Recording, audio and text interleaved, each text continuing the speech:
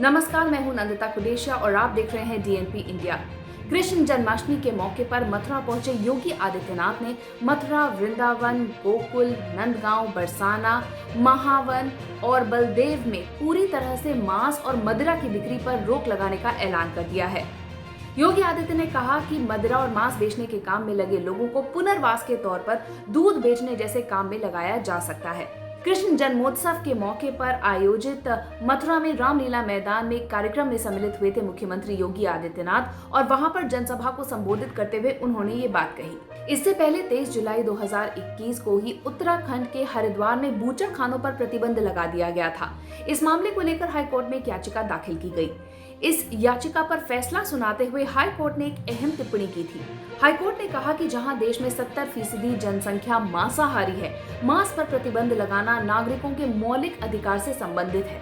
ये majority versus minority का मुद्दा नहीं है। तो हरिद्वार में जो याचिका दाखिल की गई थी वहां के निवासियों द्वारा उसमें कहा गया था कि बूचड़ खानों पर प्रतिबंध लगाकर सरकार अल्पसंख्यकों के साथ भेदभाव कर रही है। उन्होंने कहा कि जिले के कई क्षेत्र ऐसे हैं जहां पर ज्यादातर मुस्लिम आबादी है। इस मामले की सुनवाई कर रही पीठ ने साल 2018 से 2019 के बीच में लोगों की खाने की आदतों पर किए गए एक सर्वेक्षण का हवाला दिया। कोर्ट ने कहा कि ये चौंकाने वाली बात है कि उत्तराखंड की कुल आबादी का 72.6% जो पॉपुलेशन है वो मांसाहारी है और अगर देश भर की बात करें तो देश भर में 70% जनसंख्या मांसाहारी है, जो इस बात को, इस मिथक को पूरी तरह से झुठलाता है कि ज्यादातर आबादी हमारी शाकाहारी है। इंडिया स्पेंट के सर्वे के मुताबिक करीब 80% भारतीय पुरुष और 70% भारतीय महिलाएं अनियमित तौर से अंडा, मछली, चिकन या फिर मीट का सेवन करती हैं। इंडिया स्पेंट ने नेशनल हेल्थ डेटा का विश्लेषण कर ये निष्कर्ष निकाला है। नेशनल फैमिली हेल्थ सर्वे 2015-16 के मुताबिक करीब 48.9% पुरुष और 42.8% भारतीय महिलाएं साप्ताहिक तौर पे मछली, मांस या चिकन का सेवन करती हैं। आपको बताते हैं कि उत्तर प्रदेश के और कौन से शहर है जहां पर मीट और मांस बेचने पर पाबंदी है। सबसे पहले बात वाराणसी की करते हैं। सांस्कृतिक नगरी वाराणसी में धार्मिक स्थलों पर शराब और मांस बेचने पर पाबंदी है। इस साल अप्रैल में ही योगी आदित्यनाथ ने इस पाबंदी का ऐलान किया। उन्होंने आबकारी विभाग के अफसरों को ये निर्देश दिया है कि काशी विश्वनाथ मंदिर के 1 किलोमीटर के दायरे में शराब ना बेची जाए। इसके अलावा कुछ और धार्मिक स्थलों के आसपास भी शराब और मांस बेचने पर बैन है। अयोध्या की बात करते हैं। रामनगरी अयोध्या में भी धार्मिक स्थलों के आसपास शराब और मांस बेचने पर बैन है। अयोध्या में छोटे बड़े मिलाकर सैकड़ों ऐसे धार्मिक स्थल हैं जहां दर्शन करने के लिए देश के कोने कोने से लोग आते हैं। इस वक्त अयोध्या में भव्य राम मंदिर का निर्माण चल रहा है और बताया जा रहा है कि अगले साल यानी साल 2022 में इसे दर्शन के लिए खोल दिया जाएगा। प्रयागराज, गंगा और यमुना के संगम वाले प्रयागराज के धार्मिक स्थलों के आसपास भी मांस और मदिरा नहीं बेचा जा सकता। यहाँ पर प्रशासन को ऐसा करने के सख्त निर्देश दिए गए हैं। चित्रकूट, मंदाकिनी नदी के किनारे बसे चित्रकूट देश के सबसे प्राचीन तीर्थ स्थलों में से एक है। कहा जाता है कि अपने 14 साल के वनवास के दौरान राम, लक्ष्मण और सीता करीब 11 साल, 11 महीने, 11 दिन यहाँ पर बिता चुके हैं। चित्रकूट में भी धार्मिक स्थलों के आसपास मांस और मदिरा बेचने पर प्रतिबंध है। नैमिषारण्य, लखनऊ से करीब 80 किलोमीटर दूर सीतापुर जिले में स्थित नैमिषारण्य पौराणिक हिंदू तीर्थ है।